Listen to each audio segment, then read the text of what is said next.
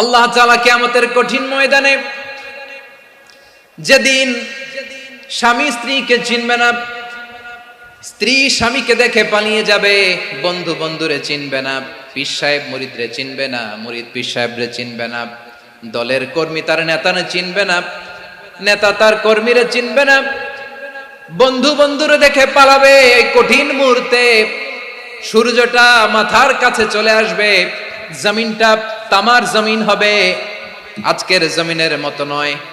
মানুষ ঘর্মাক্ত, ক্লান্ত, শ্রান্ত মাথার মগজগুলো কানের ছিদ্র আর নাকের ছিদ্র দিয়ে বেয়ে বেয়ে পড়বে।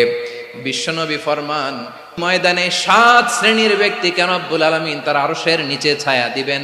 তার মধ্যে প্রথম শ্রেণীর ব্যক্তি হলো ইমামুন আদিল। ইমামুন আদিল, ন্যায়পরায়ণ শাসক,